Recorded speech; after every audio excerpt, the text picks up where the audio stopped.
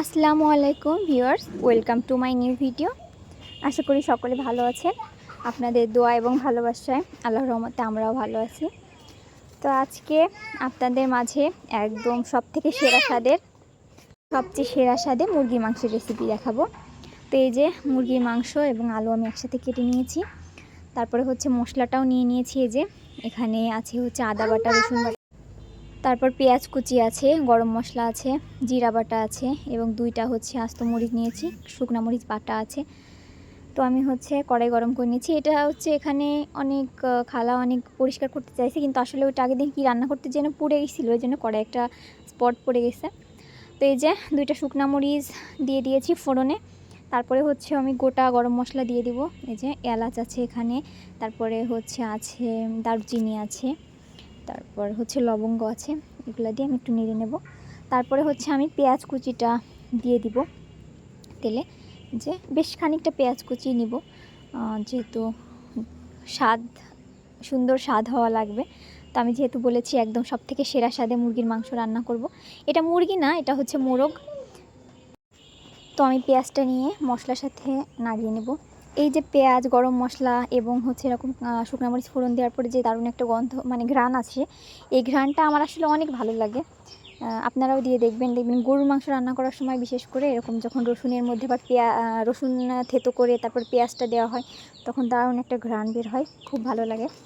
তো এভাবে দেওয়ার পরে হচ্ছে আমি এর সাথে বাটা মশলা অ্যাড করব, রসুন বাটা, তারপরে হচ্ছে এই যে জিরা বাটা, তারপর গরম মশলা আছে, আদা আছে। তো আমি এই যে এখানে রসুন বাটাটা আগে দিয়ে দিয়েছি, দিয়ে পেঁয়াজের সাথে ভালোভাবে নাড়িয়ে নিয়েছি।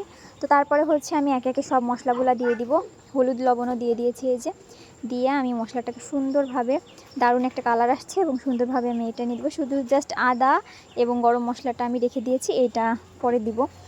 গরম মশলাটা দিব হচ্ছে ঝোলের পরে এবং আদাটা দিব হচ্ছে মশলা কষানোর সময়। তো এই যে আমি বাবু ওই লেগ পিসটা খুব পছন্দ করে। আসলে লেগ পিসে যে একটু 2টা ময়লা লেগে আছে, হচ্ছে খালাইটা ধুয়ে দিয়েছিল। তো এই যে আমি একটা আরেকবার ধুয়ে নিয়ে আসি, না হলে হচ্ছে আমার খুঁতখুঁতানি যাবে না। তো এই যে আমি আবার ধুয়ে নিয়ে আসছি, এটা ধুয়ে তারপরে দিয়েছি। আসলে আমি কারোর বাড়িতে গেলেও আমি মানে এই সব কারণেই হচ্ছে আমি কারোর বাড়িতে খেতে চাই না। মানে খেতে গেলে আমার কেমন লাগে যে মাংস ঠিকভাবে ধুইছে কি না, মাছ। তো আসলে সবারই উচিত এটা মাংস সুন্দর করে ধুয়ে রান্না করা। তো যাই হোক, এই যে দারুণ একটা কালার আসছে, দেখেন কি সুন্দর একটা কালার আসছে। আমি জানি না ক্যামেরায় কতটুখানি কালার উঠছে কিনা, কিন্তু একদম মানে সবুজের মাঝখানে রান্না করতেছি তো, আর এই কালারটা সুন্দরভাবে ফুটে উঠছে। ওই দেখেন আমার আশেপাশে হচ্ছে একদম সবুজ, তার মাঝখানে আমি এর মধ্যে আবার কিছু কোয়া করে আস্ত রসুনও দিয়ে দিয়েছি। তো এই দেখেন তেল উঠে আসছে, এই যে। তো আমি এখন হচ্ছে এই যে নাড়িয়ে দিয়েছি, দিয়ে আমি এই যে তেল ওঠা এবং এই যে তেল থাকবে এর মধ্যে হচ্ছে আমি ভালোভাবে একবার কষিয়ে নিব। তারপরে হচ্ছে আমি একটু পানি দিই, আগে কিন্তু কোনো রকম পানি অ্যাড করব না আমি।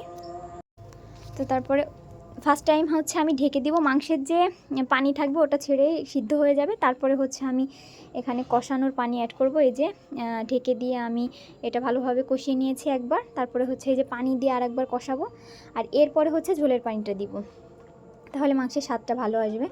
তো এই যে এটা হচ্ছে কষানো হয়ে গেছে, নিচে দিয়ে তেল উঠে আসছে, ঝোল শুকিয়ে গেছে। তো এরপরে হচ্ছে আমি ঝোলের পানি অ্যাড করব, ঝোলের পানি অ্যাড করে দিব। যেহেতু এই যে আস্ত রসুন আমি বলেছিলাম যে আস্ত রসুনও দিয়েছি, এটা দিয়ে ভাত মেখে খেতে খুব ভালো লাগে। এই জন্যে হচ্ছে আমি মুরগির মাংসে একটু দেওয়ার চেষ্টা করি, আস্ত রসুন যে কোনো মাংসেই দেওয়ার চেষ্টা করি। তো এটা ভালোভাবে আসলে সব কিছু টেস্ট, মাংসের টেস্ট আসে হচ্ছে কষানোতে। তারপরে হচ্ছে আমি এই যে ঝোলের পানি অ্যাড করব। ঝোলের পানি দেওয়ার পরে আমি হচ্ছে একটু অপেক্ষা করব যে বলক ওঠা পর্যন্ত, তারপরে আমি হচ্ছে গরম মশলাটা অ্যাড করব।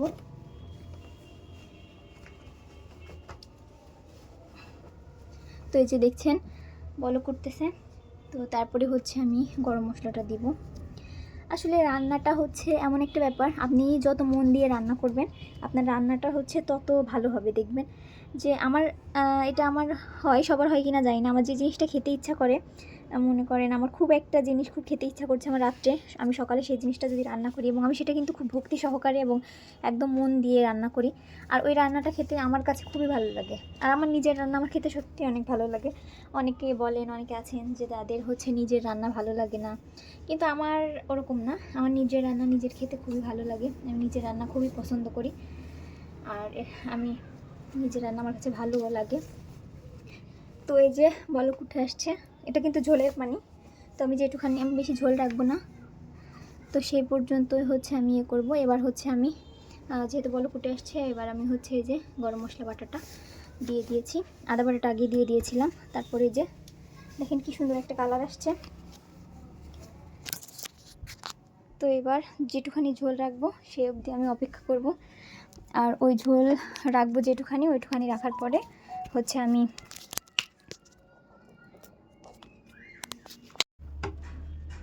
তো এরপরে হচ্ছে আমি যেটুকু ঝোল নিব। তো আমার রান্না প্রায় কমপ্লিট।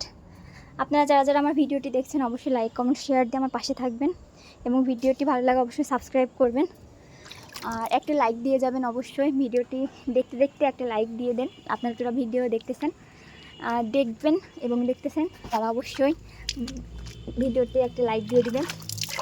তো আশা করি আমার রান্না আপনাদের ভালো লাগবে, অবশ্যই একবার ট্রাই করে দেখবেন এবং একটা কমেন্ট করে যাবেন কারা কারা এইভাবে ঠিক এইভাবে সেম প্রসেসে রান্না করেন। তো এটা হচ্ছে একদমই দেশি মোরগ, বাড়ির পোষা, তো এই জন্যে হচ্ছে এটা স্বাদ অন্যরকম হবে। তো যে আমি একটুখানি ঝোল রাখছি, আর একটুখানি রেখেই আমি হচ্ছে নামিয়ে নিব, কারণ ঝোল আমার ছেলে যেহেতু এটা পছন্দ করে এই জন্যই রান্না করছি। যেহেতু আজকে শুক্রবার, গরুর মাংস তো হবেই, তার সাথে সাথে আমার ছেলেটা হচ্ছে মুরগির মাংসটা অনেক পছন্দ করে। এই যে ফাইনালি আমার রান্না কমপ্লিট।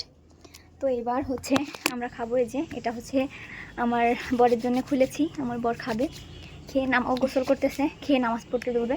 তো আপনারা আমার ভিডিওটি দেখতে থাকুন, এবং নতুন নতুন ভিডিওর জন্য অবশ্যই চ্যানেলটিতে সাবস্ক্রাইব করে আমার পাশে থাকুন, এবং লাইক কমেন্ট শেয়ার দিয়ে আমার এগিয়ে যেতে আমাকে সাহায্য করেন। আজকে এই পর্যন্তই, আল্লাহ হাফেজ।